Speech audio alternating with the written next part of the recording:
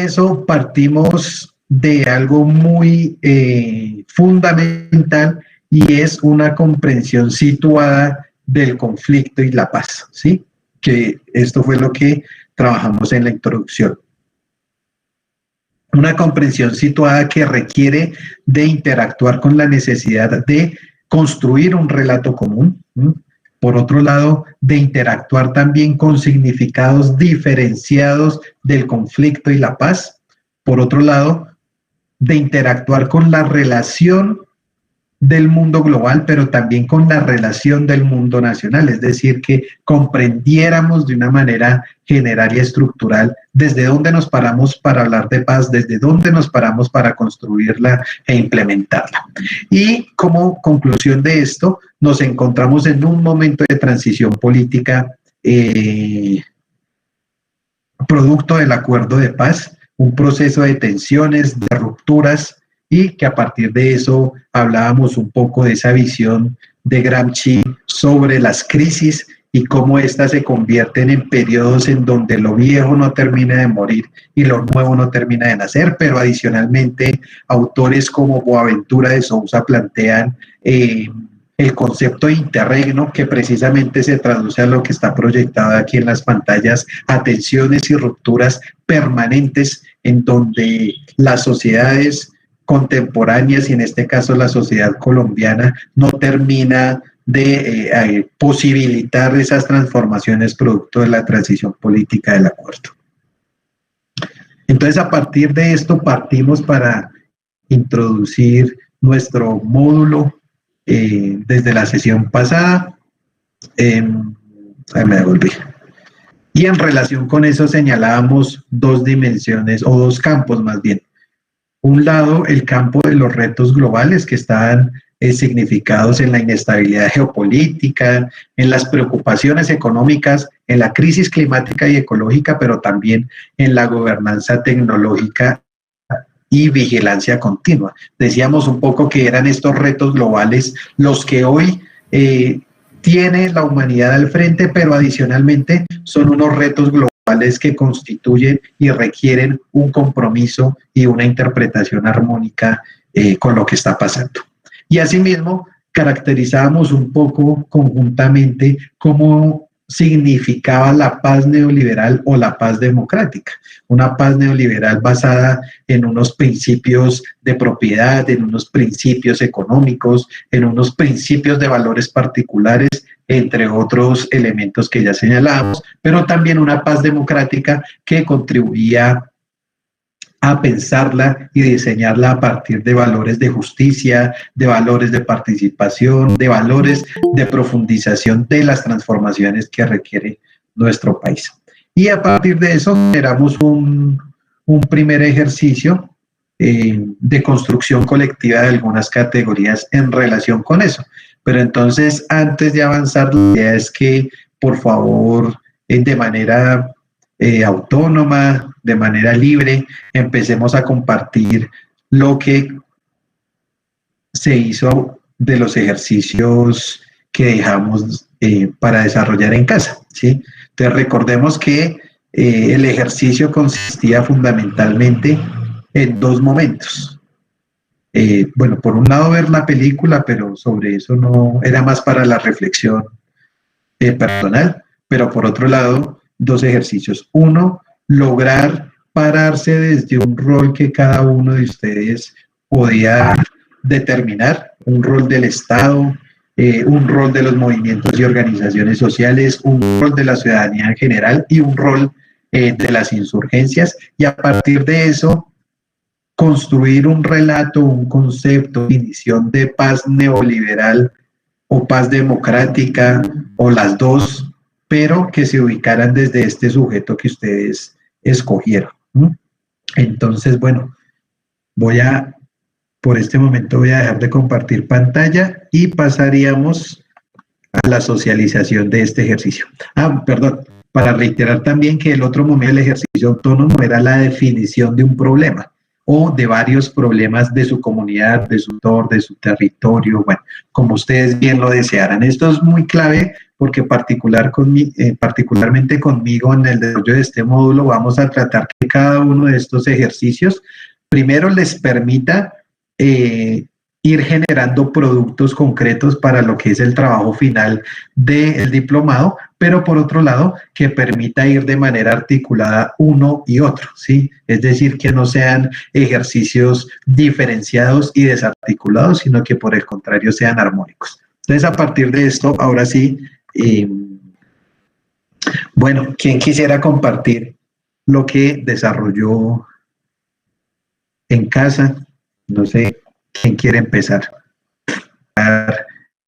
Estos elementos, pero adicionalmente hacer énfasis en la diversidad de problemas que tenemos en nuestras comunidades y territorios y que consecuencia de ello, pues genera un interés importante y un valor simbólico agregado, ya que ustedes son los que habitan estos territorios. Entonces, es muy importante que nosotros logremos articular lo que ustedes hoy están exponiendo con cada una de las sesiones que vamos a ir adelantando, pero adicionalmente con el desarrollo general del trabajo final para el diplomado.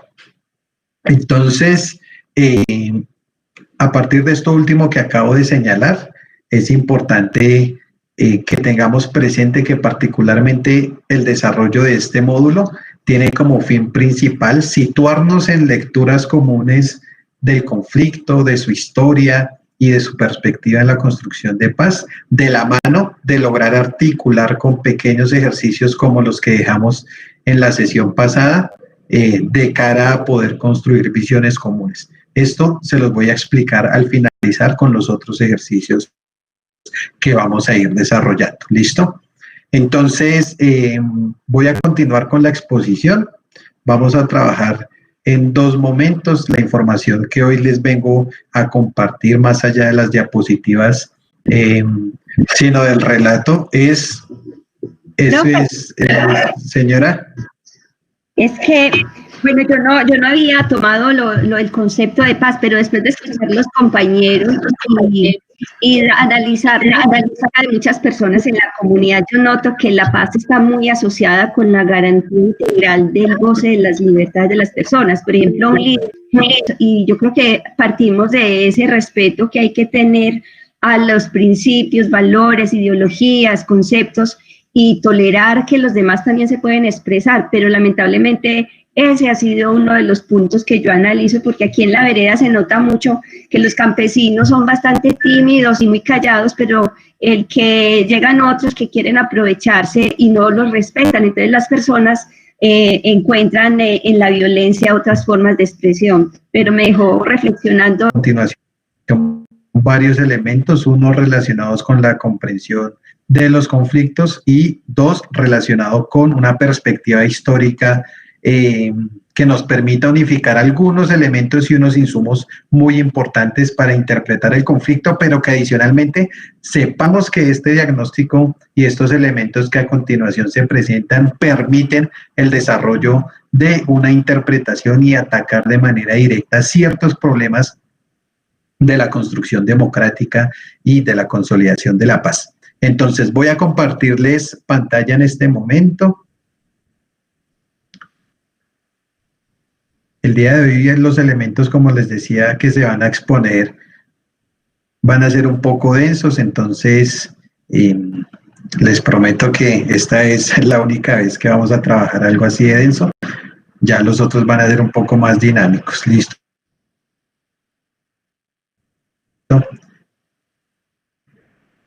Entonces, ¿ahí se escucha? Sí, perfecto. Listo. Y ya está compartida la pantalla. Sí, señor. Listo. Bueno, entonces vamos a dar inicio. Entonces, como les decía, este primer módulo está relacionado con las herramientas para la construcción de paz y la transformación de a partir de lo que hemos trabajado en este primer ejercicio de la sesión de hoy, pero alrededor de comprendernos de una manera situada. Entonces, a partir de esto, vamos a señalar unas herramientas muy concretas que nos van a permitir comprender la interpretación y la resolución de conflictos, pero por que nos permita hacer énfasis en los relatos y en la profundización de la paz y la democracia. Entonces, es importante que entendamos los conflictos a partir de estos dos elementos que a continuación voy a señalar. Por un lado,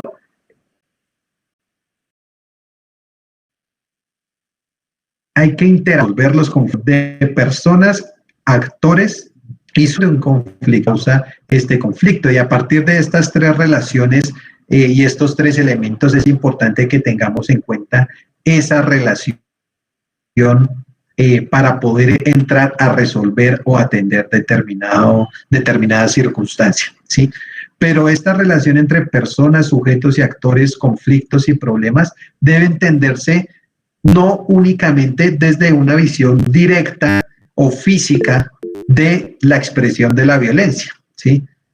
Es decir, la violencia no puede ser entendida únicamente como esa confrontación bélica entre determinados actores quizás desarticulados, sino que debe entenderse como una comprensión orgánica. Y es a partir de esto que vamos a entendernos desde diferentes tipos de violencia. Y aquí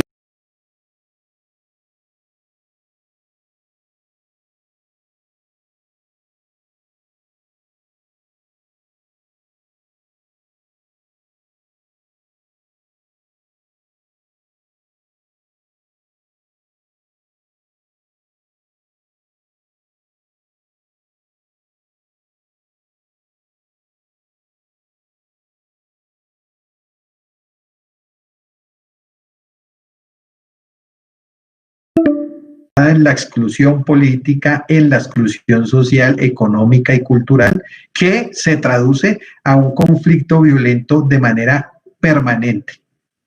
¿Ahí se escucha? ¿Se está escuchando bien? Sí, profe. Sí.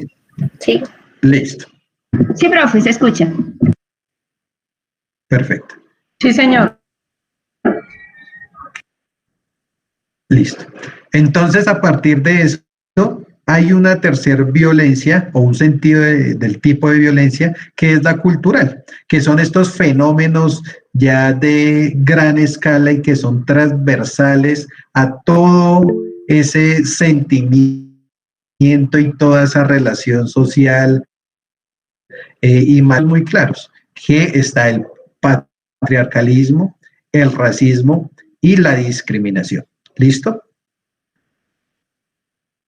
Por otro lado, y a partir de estos tipos de violencia, es importante que entendamos que la construcción de paz también se da a través de un ejercicio diagnóstico, de análisis, de terapia y asimismo de proyección de propuestas, ¿sí? Y es por esto que vamos a hacer uso de una herramienta, como es esta, que es el triángulo de la violencia, ¿sí? Esto lo trabajó un autor alrededor de las teorías de la paz que se llama Galtung, ¿sí? Y es importante que lo entendamos porque él es el que desarrolla estos tipos de violencia estructural, cultural y simbólica o directa. ¿Sí? Y entonces, esto debe entenderse de manera transversal para la resolución de los conflictos, ¿sí? Por lo tanto, es importante que se entiendan los comportamientos de la violencia directa y cómo se puede reconstruir o resolver esto. Los comportamientos de las contradicciones de la violencia estructural y cómo se resuelve esto de manera creativa, dinámica. Y por otro lado, los comportamientos de las actitudes o presunciones de la violencia, de la cultura, de la reconciliación o de la empatía. Es un poco lo que gira alrededor de la violencia cultural, ¿sí? ¿Hasta aquí alguna pregunta? No. No, profe. Bien. Bueno. Sí, profe. Profe, una Sí, pregunta. sí, señora. ¿Por qué habla de patriarcalismo y no de patriarcado? Ok, listo. Patriarcalismo más refiere a un concepto más universal, ¿sí? Del fenómeno del patriarcado, ¿sí? O sea, es más, el patriarcalismo refiere más a un concepto universal para identificar esto. Pero el patriarcado, por supuesto que es mucho más válido, pero se convierte más el concepto en una herramienta para identificar cierto problema. ¿Sí? Por ejemplo, el patriarcado el fenómeno del patriarcado que se ejerce en la escuela en la relación entre profesores y estudiantes, por ejemplo. ¿Sí? A diferencia de decir el patriarcalismo es un fenómeno que se presenta en la educación. ¿Sí no sé si me hice entender allí? Sí, profe, sí lo entiendo, gracias. Ok, listo. Entonces vamos a continuar. ¿Listo? Por otro lado, entonces, la construcción de paz debe ser una sinergia de cuatro dimensiones. ¿Sí? Por un lado, la dimensión de la justicia, por otro lado, la dimensión de la verdad y por otro lado, la dimensión de la reconciliación. ¿Sí? A partir de estas tres dimensiones, emerge una cuarta que refiere a la negociación y el diálogo. Por eso es importante que nosotros entendamos, a manera de ejemplo, el acuerdo de paz entre el gobierno de las FARC y entre la guerrilla de las FARC y el Estado colombiano y el gobierno de Juan Manuel Santos. ¿Sí? La vértebra del desarrollo de estos diálogos se dio producto de un sistema que se construyó para la justicia, un sistema que se construyó para la verdad, pero asimismo un sistema que se construye para el proceso de implementación y reconciliación. Pero esto, insisto, es una sinergia que debe entenderse a partir de la cuarta dimensión, que es la negociación y el diálogo. Entonces, la negociación y los diálogos deben entenderse a partir de la necesidad y de la naturaleza de determinar cuál es el objetivo de ese proceso de negociación y ese proceso de diálogo y preguntarse si el objetivo es un acuerdo o no, ¿sí? Entonces, todos los procesos conflictivos, todas las tensiones sociales deben partir de cuál es el objetivo, si se quiere negociar o si se quiere dialogar, ¿sí? Y a partir de eso están estos elementos que ustedes ven alrededor de el posible objetivo que cada actor o cada negociación defina. Por un lado, se encuentra el elemento de entender que una negociación es producto de una relación social entre diferentes. Es decir, uno no se sienta a negociar, ¿sí?, con iguales o con los que se entiende, ¿sí? Esto es muy importante que lo tengamos en cuenta, porque producto de esto empezamos a resolver y a entretejer algunos elementos que contribuyen a entender el conflicto colombiano y que más adelante veremos. Por otro lado, es importante el elemento que indique cuáles son las causas del conflicto, ¿sí? Es decir, no se puede resolver ninguna tensión si no se identifica con claridad las causas del conflicto y adicionalmente gestionar los problemas, que siga a continuación. ¿A qué refiere la gestión de los problemas? A que se identifique con claridad y con concreción cuál es el problema. Para el caso de los acuerdos de paz, lo vimos con claridad en 5 o 6 puntos que a partir de ahí resolvieron el desarrollo de una negociación, un diálogo. Pasémoslo a una escala mucho más personal. Por ejemplo, la escala de una relación de pareja o de familia, ¿sí? Como cuando uno discute con la pareja, ¿cómo se resuelve eso? Muchas veces, primero, si discuten es porque hay una diferencia, es decir, una relación entre diferentes. Segundo, es porque hay una causa. Y tercero, es porque hay que identificar cuáles son esos problemas determinados. Pero seguramente allí es donde empiezan las tensiones, así como en el acuerdo de paz, en los acuerdos de las relaciones de pareja, ¿sí? Porque una cosa es el problema que ve sutanito y otra cosa es el problema que ve sutanita. Y entonces allí se empieza a generar una tensión, ¿sí? Y que es una tensión que se debe tratar de resolver. Por eso es importante estos dos elementos finales, el de la mediación y el de la generación de un acuerdo. Por lo tanto, la mediación puede verse de muchas maneras, con actores externos, o se puede ver a partir de establecer una serie de criterios o una serie de lineamientos que contribuyan a generar esa mediación y posteriormente a generar ese acuerdo final. ¿Por qué señalamos aquí el tema del acuerdo? Porque es importante que los acuerdos se constituyan como esa dimensión final de cada proceso de conflictos y de cada proceso de resolución. ¿Listo? ¿Hasta aquí algún comentario, alguna pregunta? Bueno, entonces vamos a continuar.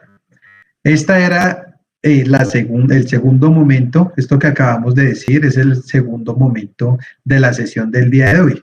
Vamos a un tercer momento, si no hay preguntas ni comentarios, que refiere a los impactos del conflicto armado en la democracia colombiana. Y alrededor de esto vamos a trabajar sobre una perspectiva histórica del conflicto, que es importante que la comprendamos. ¿Listo? Entonces, ahora un momento. Entonces, a partir de esto, como lo hemos venido trabajando, ¿sí?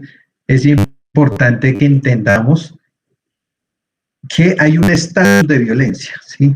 Y que este estatus de violencia se crea, ¿sí?, a partir de una relación histórica, continua y permanente, ¿sí?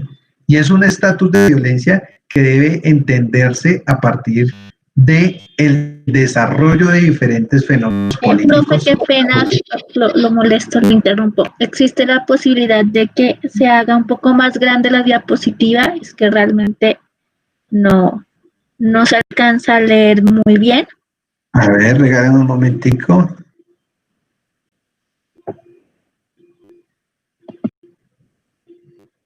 Ya miro. ¿Ahí? Sí, porque ahí está, no se está presentando como diapositiva, sino como la imagen desde el PDF. Ah, ok. Listo. Entonces creo que es acá. Eso, sí, eso, sí. Ahí sí mucho mejor. Listo. Bueno. Entonces, como otra cosa.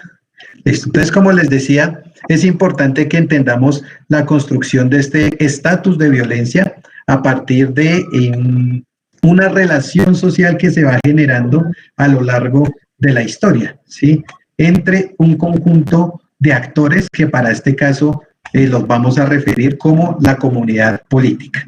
Pero una comunidad política, para el caso particular de hoy, ubicada fundamentalmente en el Estado y la institucionalidad, ubicada en los movimientos sociales y las organizaciones comunales o comunitarias, como lo prefieran, y por otro lado, en el sector o ese actor partidario o del sistema electoral. ¿Listo? Entonces, a partir de esto, vamos a entender qué es la comunidad política y cómo han sido los impactos de la democracia, los impactos del conflicto armado en la democracia colombiana y cómo se ha generado a lo largo de la historia este estatus de violencia. ¿Hasta ahí alguna duda? ¿Inquietud? Listo. Entonces, alrededor de la trayectoria de la violencia política coexisten tres características principales que son las que ustedes evidencian en esta pantalla. La primera consiste en esa constante presencia de luchas sociales y políticas del país, donde antagónicamente se han encontrado un modelo hegemónico de poder y las expresiones de resistencia social y armada. Es decir, paralelamente a que se ha venido consolidando el poder en Colombia, han surgido asimismo, en el marco de todo esto, una resistencia social y armada de manera permanente.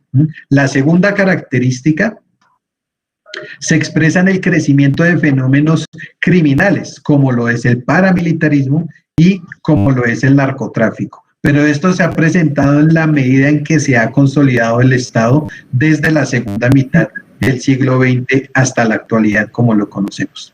Y la tercera característica de esto se refiere a la profundización de la desigualdad y el conflicto social a causa de una agenda de consolidación del modelo de desarrollo neoliberal y de políticas de exclusión. Aquí, para quienes quieran ampliar sobre esto, es importante que se pueda revisar el trabajo del profesor Fajardo alrededor de lo que viene siendo el proceso de la Comisión de la Verdad o la Comisión Histórica de la Verdad, que es un grupo de académicos. Entonces, la organización del Estado se ubica desde el momento en que germinó el proceso de independencia de 1810. Y alrededor de eso es importante que entremos algunos aspectos históricos. Ahí se ve la pantalla que cambió. Sí, profe. Listo. Sí. Listo. Entonces, desde 1810 aproximadamente, cuando empieza a germinar el proceso independentista hacia 1850, hay que entender que empieza la organización del Estado, ¿sí? Pero alrededor de esto se empiezan a generar una serie de tensiones y rupturas. Por ejemplo, en la Constitución de la Gran Colombia se empieza a generar allí una expresión contra la centralización del significado de Estado que había en ese momento, que se da en promedio entre 1826 y 1828. Más adelante, por ejemplo, surgía revueltas en Pasto hacia 1830 y 1831, pero también surgía una guerra que se conoció como la Guerra de los Supremos hacia 1839 y 1842. Y alrededor de esto es importante tener en cuenta que se fueron alimentando visiones divididas en la formación de los partidos, pero también en la formación del Estado. Y esto fue generando o dando pie a la consolidación de expresiones profundamente anticoloniales, en cabeza fundamentalmente en principio de los artesanos, ¿sí? Pero que se fueron representando en lo que conocemos de la historia de los sectores liberales en Colombia.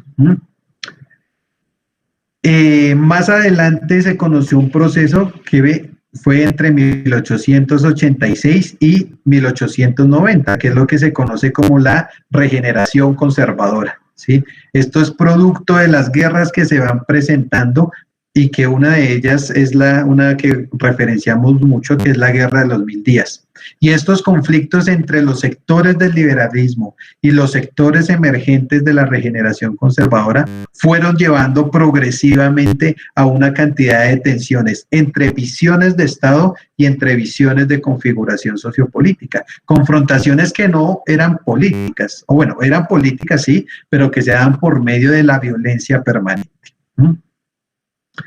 Hacia 1936, en cabeza del presidente López Pumarejo, se fueron propiciando reformas, ¿sí? O más bien, saltos hacia la conformación de un Estado nacional en vías de desarrollo o un Estado nacional desarrollista, como también se conoce, ¿sí? Pero esto trajo consigo etapas de militarización y etapas de violencia política permanente, hasta llegar más o menos alrededor del periodo presidencial de Gustavo Rojas Pinilla en el 54, lo que trajo consigo la implementación de un acuerdo político del Frente Nacional hasta 1974. Esto era un poco lo que hablábamos en la sesión pasada de cómo se conformaban estas élites en Colombia y cómo se iban conformando. Y el Frente Nacional es un hecho histórico, es un fenómeno que implica la configuración de una cantidad de élites económicas económicas, financieras, políticas, que fueron generando pequeñas castas, o pequeñas, no, más bien unas grandes castas nacionales de dominio político e institucional. Y estos hechos históricos son muy importantes que los tengamos en cuenta, porque es lo que permite evidenciar cuáles fueron las fases de esas disputas hegemónicas y contrahegemónicas, porque paralelamente a esto, si bien refiere a una disputa de élites, se encontraban alrededor unas manifestaciones crecientes y progresivas de resistencias sociales, de resistencias armadas. ¿Hasta aquí alguna pregunta?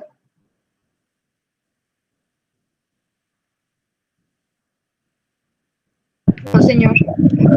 Listo. No, señor. Continuamos. Ya hacia la Constitución del 91 es muy importante señalar lo siguiente. Lo primero es que la Constitución del 91 marca, ¿sí?, esa continuidad de procesos constitucionales que ha vivido Colombia. Por ejemplo, la Constitución del 91 es la Constitución número 43 a lo largo del proceso de Colombia. Colombia es una de las que más ha tenido procesos de constitucionalización a lo largo de la historia. Pero adicionalmente, ¿sí?, esto es una configuración política y jurídica que ha legitimado un estatus de violencia. Es decir, estas constituciones, en vez de irse configurando de la mano del Estado para resolver conflictos bélicos, transitar democráticamente, lo que hacía era legitimar un estatus de violencia. Es decir, estas constituciones se fueron generando, se fueron conformando a partir de la violencia como un estatus que iba configurando nuestra sociedad. Y esto también es importante que lo tengamos en cuenta. Por otro lado, es importante que tengamos presente que la búsqueda de la paz es uno de los marcos de referencia esenciales para entender la configuración democrática y la consolidación del Estado colombiano. Y es porque a lo largo del tiempo, tanto los procesos de las constituciones como las mismas negociaciones de paz dieron pie para comprender un desarrollo con la necesidad entre comillas, de resolver la violencia continua y permanente que estaba viviendo el país. Pero esta no se lograba resolver, porque cada vez, por el contrario, cada vez iba acrecentando una violencia estructural a gran escala y un conflicto armado de la magnitud que lo conocemos. Pero entonces la paz es importante, especialmente, no solo en los procesos independentistas, que también hubo negociaciones, ¿sí?, y acuerdos políticos, sino especialmente desde el Bogotazo, es decir, desde la segunda mitad del siglo XX, porque el surgimiento de expresiones armadas, especialmente insurgencias o guerrillas, como bien lo deseen, dio pie para un marco o un abanico más bien de actores en la resistencia social, pero que veían en la violencia un medio y un fin. Entonces allí hay diferentes guerrillas, las FARC, el M-19, el EPL, el Partido Revolucionario de los Trabajadores, bueno, entre otros. Y asimismo se fueron generando aproximadamente 26 intentos de negociación de paz a lo largo de la historia, ¿sí?, hasta culminar en el acuerdo del 2016. Entonces el proceso de consolidación hegemónica del poder, las dinámicas de las luchas sociales, pero adicionalmente las resistencias armadas, a causa de esta crisis social de desigualdad y de pobreza, fueron generando estos intentos constantes de las salidas negociadas al conflicto armado desde la segunda mitad del siglo XX. Sin embargo, insistir en esta idea de que el estatus de violencia no permitía catalizar esos espacios de negociación de la mejor manera, porque la violencia ha sido, si lo quieren ver así, como un acuerdo entre el conjunto, un acuerdo no oficial de la comunidad política de la nación que ha permitido avanzar progresivamente a partir de las disputas hegemónicas por el poder, pero también a partir de ese equilibrio con el desarrollo moderno, ¿sí? Es decir, estos dos últimos elementos han estado mediados por la violencia permanente y legitimación del Estado y de la institucionalidad. ¿Hasta ahí alguna pregunta? No, un apunte más que otra cosa. Es que, por ejemplo, podríamos decir que Colombia, la historia de Colombia, cada hoja está escrita con sangre, porque siempre hemos vivido como en un conflicto continuo y también tiene que ver muchísimo pues, con el desarrollo histórico que hemos tenido, ¿no? A partir de la división de criollos, de mestizos, indígenas, todo esto que generó como una diferenciación, ¿no? Y también pues del dominio de la tierra en manos de unos pocos, ¿no? Que ha sido, digamos, cuando uno habla del surgimiento de las guerrillas, en muchos casos las guerrillas campesinas, por ejemplo, por esa misma falta de propiedad, de territorio, de poder desarrollarse en igualdad de condiciones que las clases prestantes. Por otro lado, también cuando se menciona pues la Constitución del 91, creo que es importante hacer mención de que una constitución, la Constitución del 86, que era como supremamente represiva, que no hablaba sobre unos principios como son la vida, la dignidad, y ahora pasamos a hablar de una Constitución donde existen unas garantías que van más allá de todo lo que diga la ley y que reconoce la paz como un derecho al que debe tener acceso la ciudadanía. Sí, Ana María, por supuesto. Si nos basamos en el desarrollo del documento como tal, podemos ver diferencias abismales entre la Constitución de 1886 y la del 91, por supuesto, ¿sí? Sin embargo, a lo que voy es que ese estatus de violencia ha sido el relato que ha permitido configurar el Estado y la relación sociopolítica de la nación. A propósito del ejemplo que tú das en la Constitución del 91, producto de esa disputa social que se generó en ese momento de diferentes sectores sociales y del acuerdo de paz con el M-19, la Constitución plantea la paz precisamente como una perspectiva hacia donde hay que avanzar, más no como una perspectiva de que termina la guerra ahí y comienza la paz. No sé si me hago entender en ese sentido, ¿sí?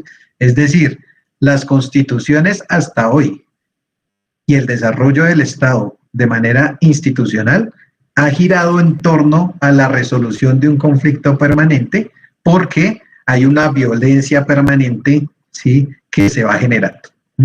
Entonces, evidentemente hay unos factores relevantes, pero no responden a la resolución total de un estado de violencia continua que se ha dado y que se sigue dando, ¿sí? Por más sustento jurídico, si se quiere, que plantee la Constitución.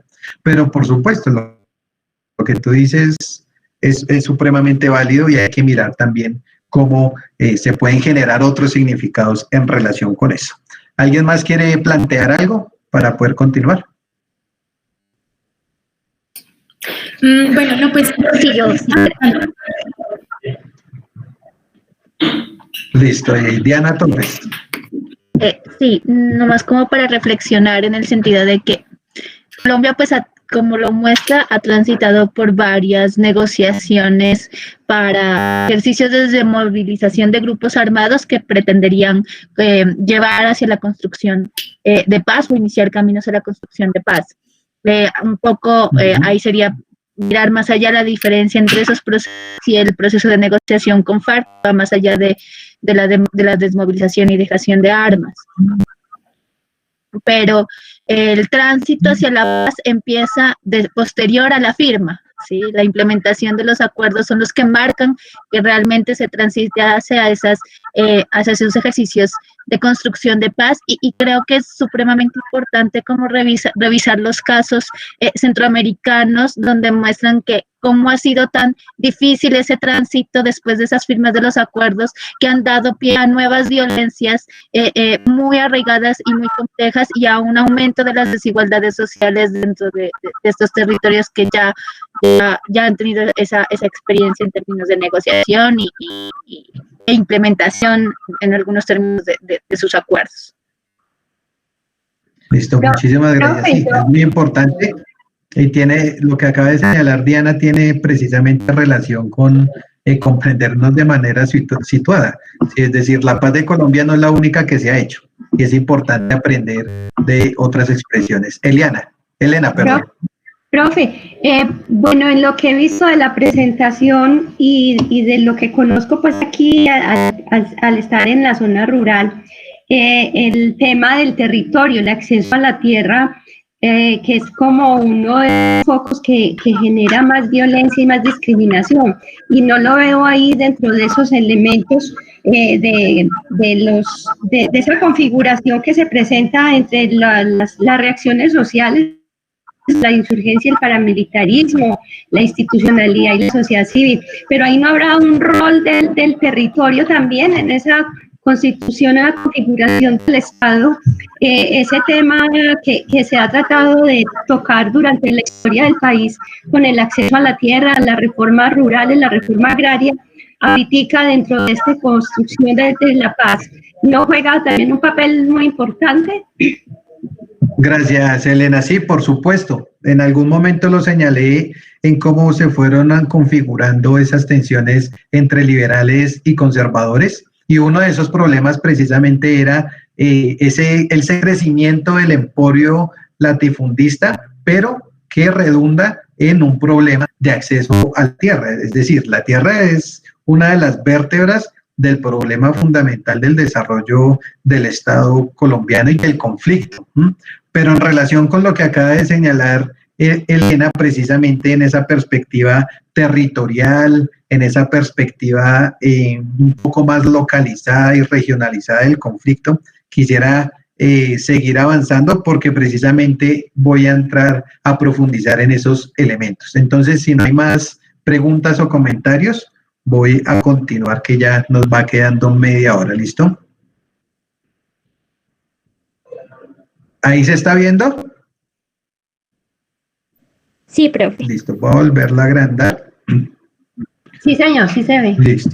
Bueno, entonces, en relación precisamente con esos impactos territoriales y locales, voy a hablar un poco, espérenme, voy a hablar un poco, como lo señala la presentación, de algunos elementos en relación con la geografía del poder y sus impactos. Entonces, alrededor de esto es importante que entendamos que el conflicto armado se ha venido configurando de una manera muy heterogénea y que a partir de dinámicas culturales, económicas y sociales, pero fundamentalmente de las regiones, es donde se va generando impactos, pero también un crecimiento a gran escala tanto del Estado como del conflicto. Y en ese sentido, entonces, la historia del conflicto del país ha sido producto de un elemento fundamental y es la configuración del poder en todas sus dimensiones, en el plano político, en el plano económico, en el plano militar, etcétera. Y en este sentido es importante que entendamos que en cada territorio, en cada espacio, en cada limitación local, el desarrollo de la violencia implicó crear una relación universal entre diferentes sujetos o actores. Y así, lo que llama un autor que se llama Rafestein, implica una energía social que se impone y dialoga en la generación de fenómenos, ¿sí? Alrededor de esto, ¿qué quiero manifestar? Que cada territorio, cada espacio geográfico en donde se fue desarrollando el conflicto, implicó imponer una relación de poder, pero consigo imponer una relación universal que se iba generando, ¿sí? A propósito de lo que señalaba ahorita Elena, hay una relación universal, por ejemplo, en las zonas rurales de Nariño, pero también hay una relación universal y social diferenciada en las zonas rurales de Arauca, por ejemplo, ¿sí? Y a partir de ello, a partir de esta relación de poder que se va configurando, es importante que entendamos cómo se va dando esa dimensión regional y territorial del conflicto. Entonces, para el caso colombiano, el poder no ha sido únicamente representado por el Estado, a propósito del relato que ahorita estábamos señalando. Por el contrario de esto, hay una cantidad de poderes heterogéneos a lo largo de la geografía nacional que han implicado una posición bastante rígida, si se quiere, de cómo se ha venido presentando esto a partir de estructuras guerrilleras, paramilitares, narcotraficantes, pero también de una diversidad de castas políticas que de una u otra manera nos encontramos en diferentes territorios. Entonces, cada uno de estos poderes constituidos de las regiones en Colombia ha logrado imponer unas conductas, ¿sí?, basadas en una voluntad exclusiva de estos actores dominantes que ya los habíamos señalado, y a partir de esto se genera una influencia basada en el autoritarismo, ¿no? Y alrededor de las características geográficas de cómo se ha constituido el poder en Colombia y sus dinámicas territorializadas, hay unas, digámoslo así, unas implicaciones universales que permiten generar cuál es esa relación entre conflicto armado y cuál es esa relación con la democracia. Es decir, conflicto armado impacta la democracia, pero también la democracia ha estado constituida en medio de una relación de conflicto y violencia permanente. Y allí estas tres características que les voy a señalar a continuación son supremamente importantes. La primera de ellas es la legitimación pública de la violencia, ¿sí? Una legitimación que ha implicado una interacción del desarrollo político nacional de los partidos, de las organizaciones y de la sociedad civil en general, con una noción de violencia permanente que se encuentra insertada en los medios en los cuales se va disputando el poder de manera paulatina. Y asimismo se constituye una tradición histórica de violencia política en medio de esta configuración sociopolítica de la nación, que ha llevado, o se ha traducido más bien a una convivencia común, normalizada e, insisto, hasta legítima del conflicto armado. Por otro lado, la presencia continua de los grupos armados en las regiones y territorios del país ha impuesto un dominio político-militar, y esto ha llevado a algo muy importante, y es a la generación de una cultura política basada en el autoritarismo, es decir, en las restricciones democráticas, es decir, en las formas de participación condicionada de las comunidades a causa de la militarización, a causa del dominio de mafias, a causa de la emergencia de castas políticas, pero también a causa de una crisis humanitaria continua. Y un tercer rango para comprender estos impactos alrededor de los territorios es la preocupación por el desarrollo regional y territorial, que ha sido fundamentalmente de corto alcance y con serias limitaciones, que se imponen por grupos armados, pero por su parte el Estado también allí tiene una responsabilidad gigantesca, y es que no ha logrado copar el Estado, y copar el Estado no para la generación de violencia como se ha visto a lo largo de la historia, sino copar el Estado, copar la nación en su conjunto para garantía de derechos, para perspectivas de desarrollo. Y esto lo que ha generado es una visión de desarrollo basada en el despojo y en la exclusión permanente de la sociedad civil, que sin lugar a duda es la afectada directamente. Entonces hay tres impactos importantes que debemos tener en cuenta que se han generado a lo largo del conflicto y que son 3 impactos transversales. Por un lado, el de la militarización de la vida y la crisis humanitaria permanente. Esto lo vemos representado en retenes militares, allanamientos, registros, detenciones, ocupación militar de hospitales, escuelas, parques, etcétera.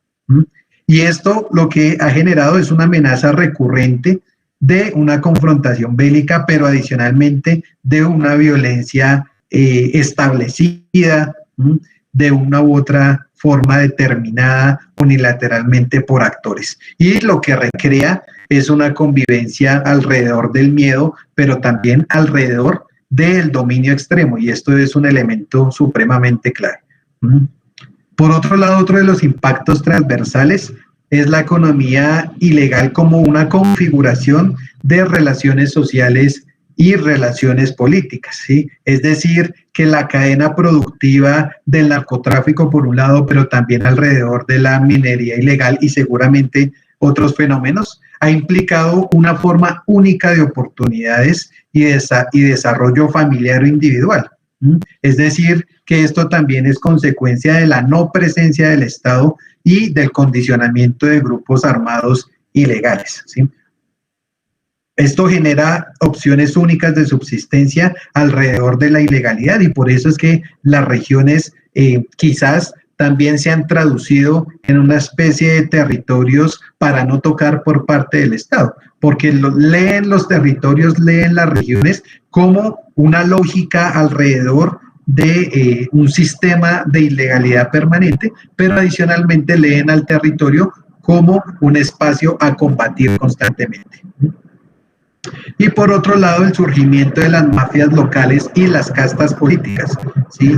El narcotráfico, los actores armados y el impacto humanitario, lo que dio fue para instrumentalizar la realidad territorial en favor de la creación y el surgimiento de pequeñas mafias y de pequeñas castas, ¿sí? Que se encuentran muy focalizadas. Allí encontramos desde actores ilegales que tienen relación con estructuras mucho más grandes hasta pequeñas familias que van generando un poderío en una relación muy orgánica con todo un sistema de ilegalidad.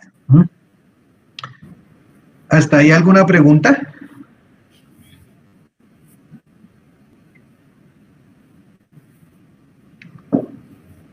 Profe, quizás la mentalidad y el tema, yo no lo, creo que esto de la cultura política basada en el autoritarismo le agregaría un elemento y es la apología o el endiosamiento del dinero y de la avaricia. Quisiera opinar, profe. Mucho al ser humano, me suena aquí. Profe, quisiera opinar algo. Frente a todo esquema. Sí, esperemos, como dice Elena, claro, es muy importante. Y yo creo que lo que señala Elena, ya le damos la palabra a Luis Alberto, creo que sí. Lo que implicó el narcotráfico en Colombia, ¿sí?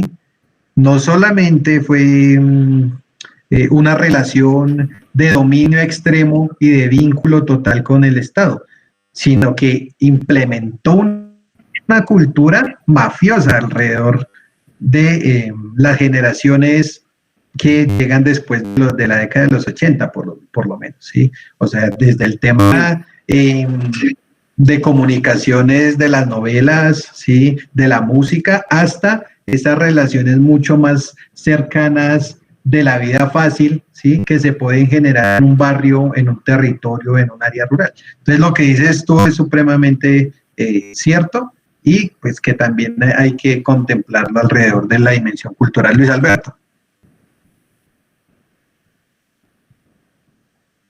Luis Alberto.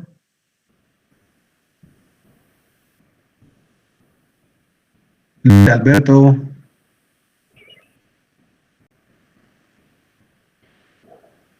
Bueno, parece que se le fue el audio. Entonces vamos a continuar y ahorita cuando retome le damos la palabra. ¿Alguien más quiere decir algo? Listo. Entonces vamos a continuar. Sí, profe, quisiera aportar lo siguiente. 2 puntos. López. Sí, señor. Siga. Sí, aquí estoy. Siga, Luis Alberto. Ya, profe, Plantéenos su opinión. cambio. Sí, señor. Hágale.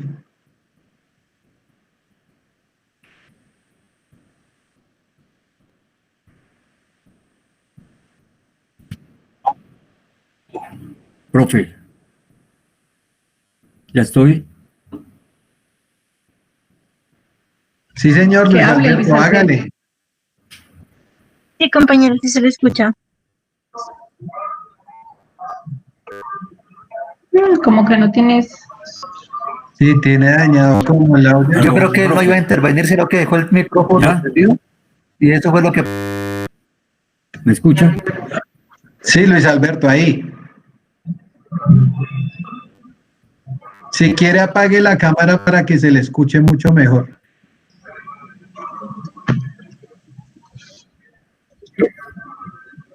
Dos puntos quisiera resaltar.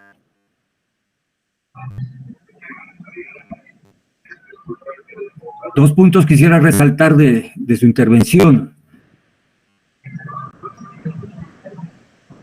Para hacerle como un esquema, aportar en el esquema. Uno, el factor político. Y otro, el factor económico. Usted hablaba y nos hacía acuerdo del número. Estoy hablando, ¿me están oyendo? Sí, señor, lo estamos escuchando. Sí, señor, Estamos siga, escuchando. siga. Yo Alberto. quisiera hacer entonces 2 puntos. ¿Me Hable. escucha ahí? Ahí Sí, me lo estamos escucha. escuchando hace rato.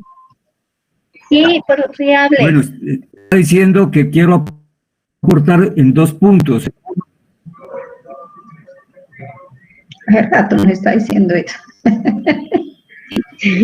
Escucho, Luis.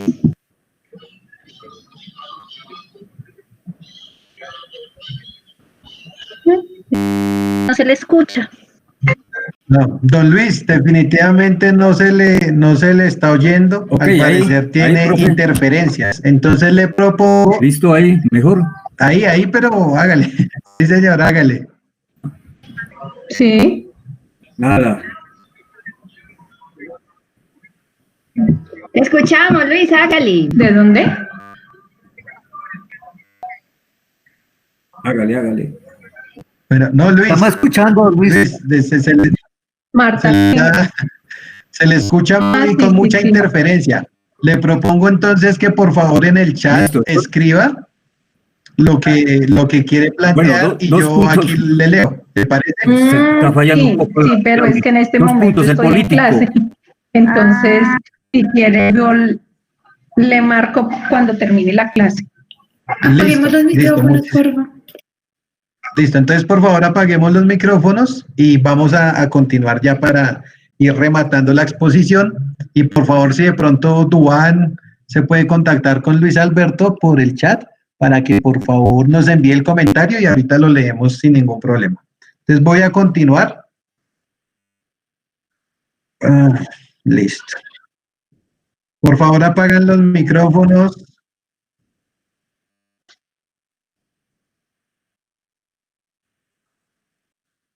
Por favor, los micrófonos que se está escuchando música.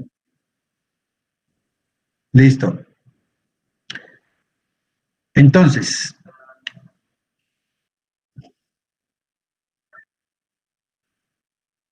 por favor, los micrófonos.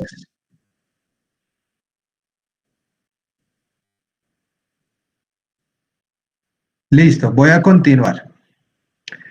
Entonces, como les decía, a partir de estos 3 impactos transversales que se generan contra la comunidad política a raíz del conflicto armado, hay otros 3 elementos muy importantes y es como esos factores, si se quiere, un poco más dirigidos, que han tenido causas, han tenido consecuencias en la comunidad política, que, como insisto, la vamos a entender hoy fundamentalmente alrededor del movimiento social, los impactos en el Estado y la institucionalidad y los partidos. Entonces, digamos, es importante que tengamos en cuenta como dos grandes rasgos históricos y de la tradición política que aquí se señalan. El primero de ellos es que la violencia continua ha generado, producto más bien del colonialismo, el despojo, la configuración del bipartidismo y el surgimiento político de unas élites, una tradición permanente de la violencia. Es decir, a partir de estos elementos que se expresan allí, se ha generado ese estatus de violencia permanente y esas disputas hegemónicas y contrahegemónicas. Y por otro lado, el surgimiento de expresiones progresivas de la sociedad civil que significaron la generación de disputas de defensa del territorio, el desarrollo y los derechos, ¿sí? Allí quizás esto puede percibirse como una contradicción, pero es importante que entendamos que este primer elemento trae como consecuencia este surgimiento de expresiones progresivas en clave de disputa del territorio, en clave de desarrollo y en clave de derechos. Y entonces, a partir de eso, hay tres impactos generales del movimiento social, de los partidos y del Estado y la institucionalidad. Entonces, la conmoción general del conflicto armado radica para el movimiento social y las organizaciones sociales y políticas un esfuerzo de captación, si se quiere, en su contra de manera permanente. Y un esfuerzo de captación bajo objetivos y valores alrededor de dominar sus formas de acción y alrededor de la consecuencia de un esfuerzo de dominio por parte de grupos armados. Pero en contraposición con esto, también hay una realidad positiva, y ante esto creo que también es importante que la descripción del conflicto se genere también bajo dimensiones positivas y no siempre negativas. Y una de esas para el movimiento social es que en contraposición a esto se generaron y se recrearon sistemas autónomos de institucionalidad comunitaria que se evidencian en una generación sostenible a lo largo de sus disputas para abastecerse de bienes y servicios, es decir, abastecerse de derechos, es decir, generar una disputa positiva en relación con el alcance de diferentes derechos y diferentes expresiones para su desarrollo autónomo. Por otro lado, en relación con la construcción del Estado y el proceso de desarrollo institucional, a causa de la excesiva centralización de las instituciones, ha generado como consecuencia un Estado fallido, ¿sí? Un Estado fallido que no genera cobertura nacional alrededor de las preocupaciones del desarrollo y las preocupaciones sociales, sino que en general es un Estado fallido vinculado en el desarrollo de ese estatus de violencia, en el desarrollo de ese estatus de criminalidad que ha traído como consecuencia un Estado totalmente limitado y unas instituciones a su vez también en esta condición. Y lo que ha generado es un régimen político presidencialista basado en el autoritarismo, que las constituciones, y no excluye esto que voy a decir, la Constitución del 91, lo que se ha encargado es de dotar al régimen presidencialista de mucho más margen de acción, lo que ha causado una construcción cultural autoritaria alrededor de las instituciones políticas del Estado. Y en relación con eso, un sistema democrático del país que no genera una estabilidad de los procesos de seguimiento y control. Por lo tanto, hay una interacción política en las regiones y en los territorios de manera inequitativa, pero también de manera inestable. Y esto lo que genera es una representación política supremamente frágil de las comunidades, ¿sí? Y alrededor de eso, una relación muy integral entre los sistemas de autoridad institucional, electorales y participativos con un universo de ilegalidad que se va generando en los territorios. ¿Hasta ahí hay alguna pregunta? Listo. Entonces, en relación con esto, ya para ir terminando, es importante que se entienda la construcción de paz a partir de unos elementos universales que nos permiten situarnos de manera conjunta, de manera colectiva, pero sobre todo de manera común en perspectiva de la necesidad de construir ese relato que tanto hemos hablado en la primera sesión y en esto. Y el primero de ellos es que hay un estatus de violencia que se ha constituido como un relato histórico y que es lo que ha configurado democráticamente y en el nivel sociopolítico tanto el Estado, pero el conjunto de la sociedad también. Por otro lado, el acuerdo de paz pactado en el 2016 entre el Estado y la guerrilla debe comprenderse como una transición política hacia la paz, no la paz en sí misma. Algo señalaba alguna compañera hace un rato. Es decir, esta transición política no puede entenderse como la firma en sí misma, sino como ese proceso armónico que se ha generado, producto del diálogo, producto de los espacios y tiempos de participación, pero producto también de esa etapa de implementación. Y allí es importante que entendamos la necesidad que esta transición política actualmente se está disputando a partir de la implementación del acuerdo, pero también de una transición democrática que vaya dando el país.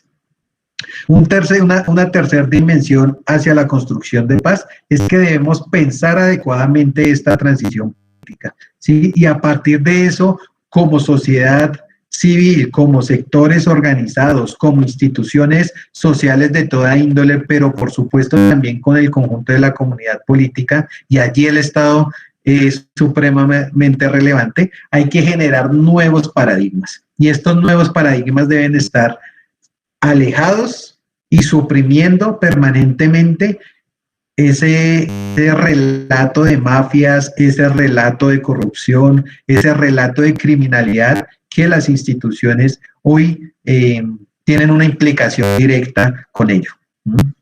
Una cuarta dimensión alrededor de la construcción de paz es las dificultades que está teniendo el proceso de paz de Colombia, tienen que ver con un problema de representación política, ¿sí? Es decir, la representación política, viéndola no simplemente la posibilidad de estar en espacios legislativos, ¿sí? O ejecutivos, sino como la posibilidad de tener incidencia real desde las comunidades, desde los territorios, en relación con las transformaciones que se requieren alrededor y en el marco de el acuerdo de paz y de esta transición que estamos viviendo. Y la representación política debe entenderse como un asunto estructural, porque precisamente es el que ha venido conduciendo a periodos de violencia permanente, pero también a una relación democrática a partir de la legitimidad del uso de la violencia como medio y como fin. Y para finalizar estas dimensiones hacia la construcción de paz, es importante que pensemos esta transición y se logre recrear un proyecto nacional que unifique un relato común en torno al fortalecimiento democrático, en torno a la profundización de la justicia social y en torno a perspectivas de desarrollo que contribuyan a generar un cambio en las condiciones socioeconómicas a partir de esos retos globales de los que hablábamos la sesión pasada y hoy al inicio de este espacio de formación, ¿sí? Entonces son estas 5 las dimensiones que debemos tener en cuenta alrededor de esta perspectiva histórica para que pudiésemos construir hacia adelante una visión de futuro en torno a la paz, la justicia y la democracia, ¿sí? La guerra y la violencia fue un estatus de violencia que se fue generando por décadas, por siglos, y con seguridad ese estatus de democracia, justicia y paz también nos va a implicar recorrer un tiempo prudente, que apenas seguramente están germinando las semillas de ello, pero que esto es una construcción de largo aliento y a largo plazo. Entonces, hasta ahí dejaría la exposición del día de hoy. No sé si tienen preguntas, comentarios finales. Si no hay comentarios ni preguntas, pasaría a plantearles lo correspondiente al ejercicio autónomo. Entonces, no sé si quieran decir algo.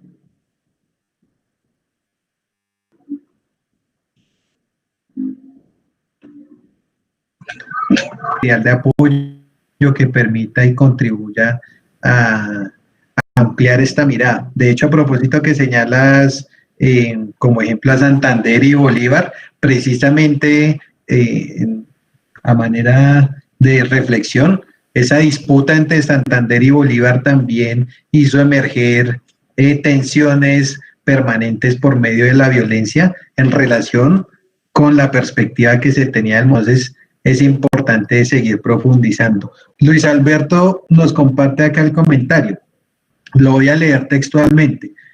Resaltar 2 puntos, el político y el económico, fundamentales para los movimientos constituyentes y procesos de violencia armada, que enmarcan la estructura donde la sociedad y sus organizaciones se han movido, teniendo en cuenta el factor de poder gubernamental y a través de la historia del país, que favorece a determinadas élites e intereses particulares. El comentario que plantea Luis Alberto es muy importante porque se ha creído, yo en lo personal tengo algunas diferencias con eso, pero se ha creído que los procesos constitucionales, ¿sí?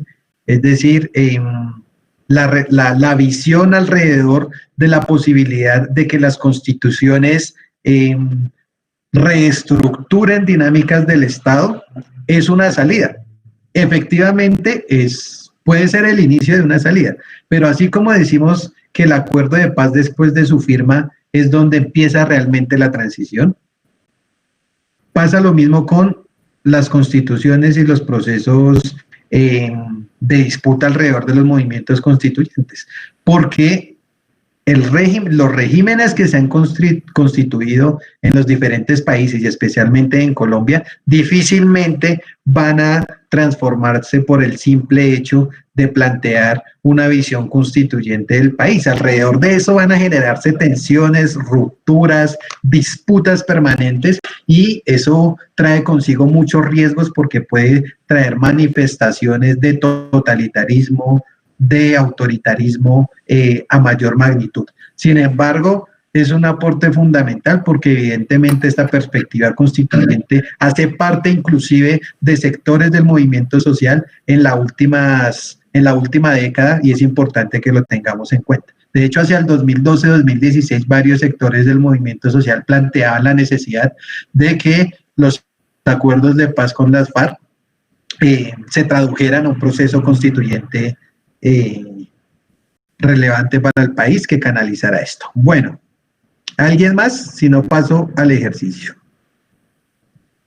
Listo, compañeros. Entonces, bueno, hoy estuvo un poco denso el intercambio sobre la perspectiva histórica.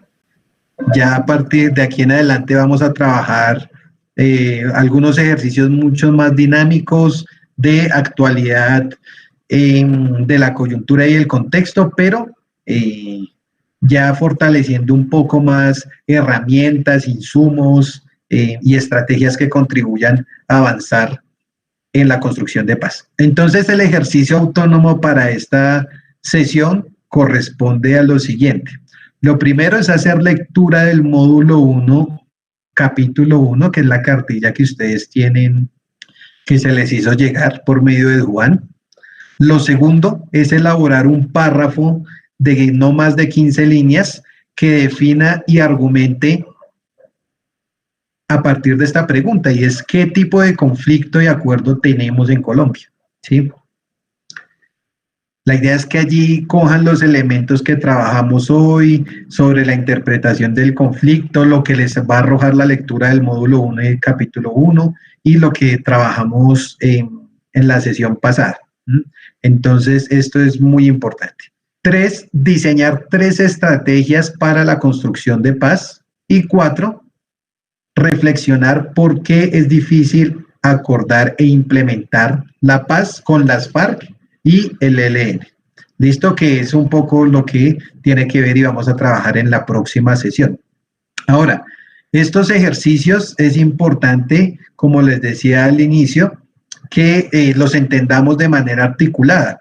En la primera sesión y producto de lo que se socializó hoy, podemos partir de que cada uno y cada una ha trabajado sobre la concepción de paz, ha trabajado sobre un sujeto determinado, ubicado en el Estado, en los movimientos sociales y organizaciones sociales, en la ciudadanía en general o en las insurgencias o grupos armados, ¿sí?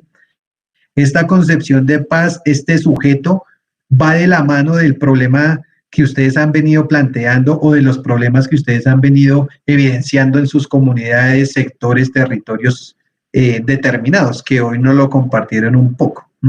A partir de hoy vamos a avanzar hacia la interpretación del conflicto y el acuerdo de paz de La Habana, ¿sí? Y por eso este ejercicio autónomo va un poco guiado hacia ello. Y en las próximas 2 sesiones vamos a profundizar en ejercicios autónomos alrededor de las interpretaciones de la coyuntura y el contexto y de la agenda común, necesidades y requerimientos para la construcción de paz.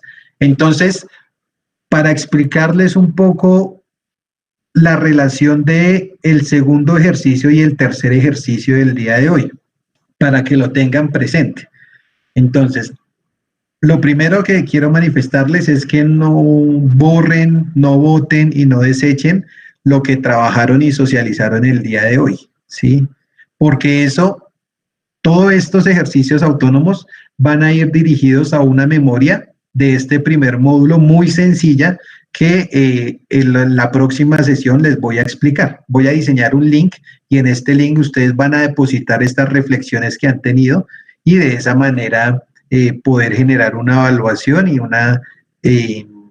una comprensión continua de los otros módulos que ustedes van a ir desarrollando.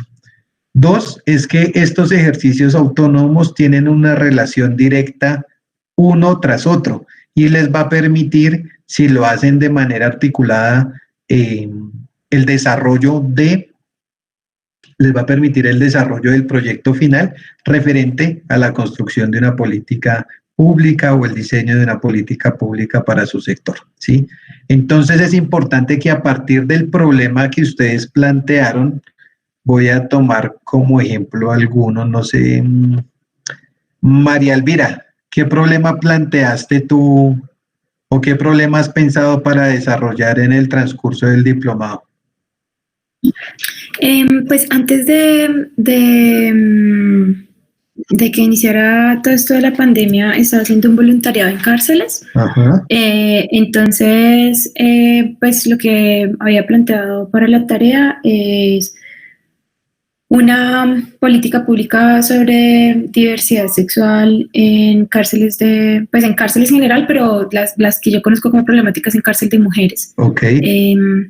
Pero bueno, digamos, es una cosa como que quiero pensar más para... Listo. Pues, supongamos, hace falta definir mucho más el problema, pero supongamos entonces que uno de los problemas es la falta de garantías de salud, ¿sí? Para las diversidades sexuales en las cárceles, por ejemplo, ¿sí? Entonces, a partir de eso, lo que ustedes tienen que hacer con el diseño de las estrategias es plantear algunas iniciativas que permitan avanzar hacia eso.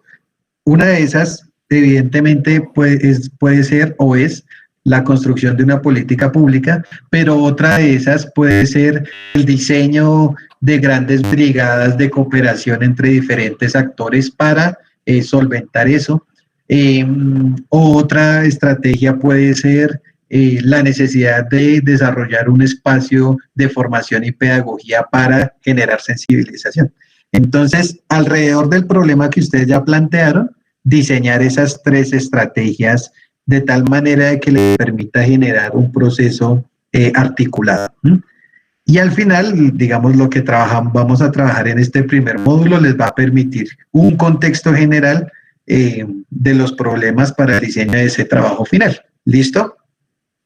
Y elaborar un párrafo de 15 líneas que defina y argumente qué tipo de conflicto de acuerdo tenemos en Colombia, pues precisamente la idea es que a partir de esto también ustedes caractericen a raíz de lo que hemos hablado los problemas que ustedes tienen. Si quieren y así lo desean, esta elaboración del párrafo no lo hagan sobre Colombia, háganlo a partir de esa construcción de paz y de esa visión de conflictos y acuerdos de su sector y su problema específico. ¿Listo? ¿Alguien tiene alguna duda? Pues yo no es duda, sino que bueno, quería hacer un comentario antes y es, bueno, que me pareció súper interesante. Había muchas cosas sobre las que igual quiero profundizar después, que es como lo que mencionaste de la guerra de los supremos bueno, y como todas estas otras guerras en las cuales que han ocurrido a lo largo del tiempo en Colombia. Y también había algo pues sobre la situación que estamos en Colombia, que mencionó una compañera una parte sobre eso, y es pues la posición geopolítica también que tenemos nosotros y los intereses de las grandes potencias y pues sobre todo Estados Unidos, como no necesariamente en Colombia por sus recursos, pero sí porque estratégicamente pues tenemos dos costas, estamos al lado de Venezuela, que tiene la mayor reserva de petróleo pues hasta ahora.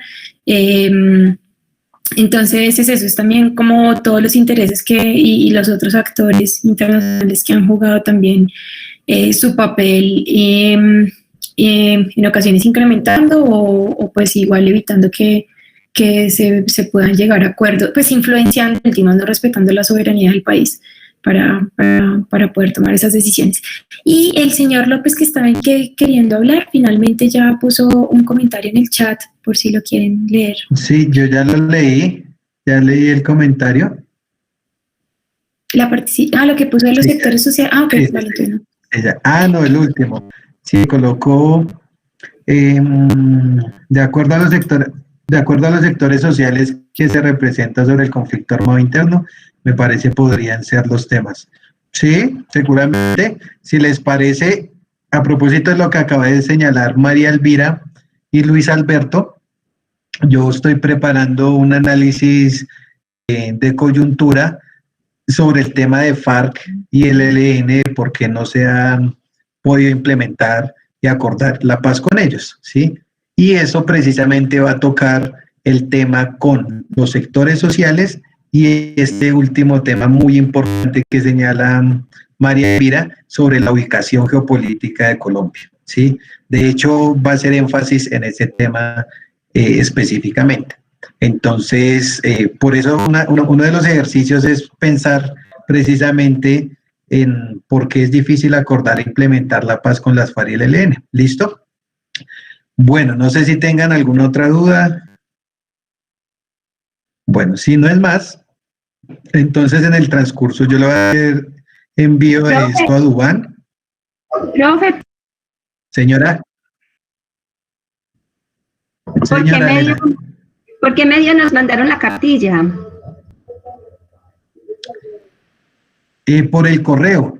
Si quieren, pueden contactarse con Duván para que Duván, por favor, listo, para que Duván, por favor, puedas enviarle la cartilla a Elena Hernández. ¿Listo? Entonces, Profe, a mí no me llegó la cartilla. ¿no? La cartilla está también en el grupo WhatsApp. A Juan Felipe también. Bueno, que por WhatsApp también se las han enviado. Por WhatsApp sí, pero pues por... Listo. No. Listo. Por favor. Entonces, por favor,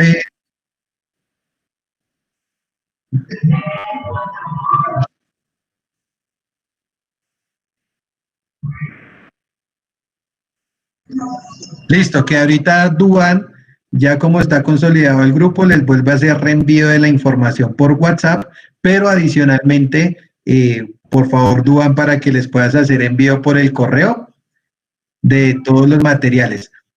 Con esta sesión les voy a hacer envío de las diapositivas que trabajamos el día de hoy, Les voy a hacer envío del documento sobre los criterios generales del trabajo final y les voy a hacer envío de algún material de apoyo para que ustedes puedan revisar, leer y que permita seguir profundizando en esto.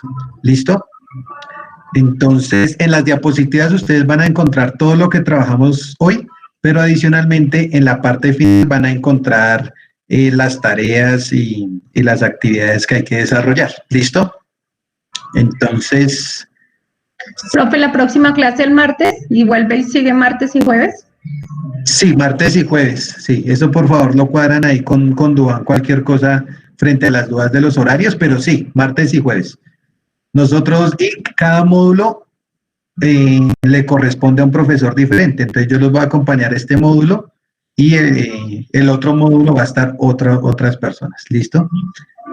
Bueno, compañeros y compañeras, muchísimas gracias. Qué pena lo denso del día de hoy.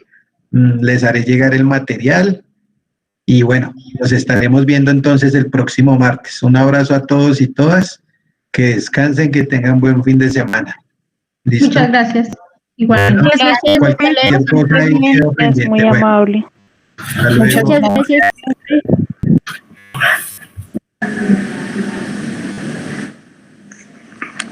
¿Cómo, hermana? ¿Qué me decías?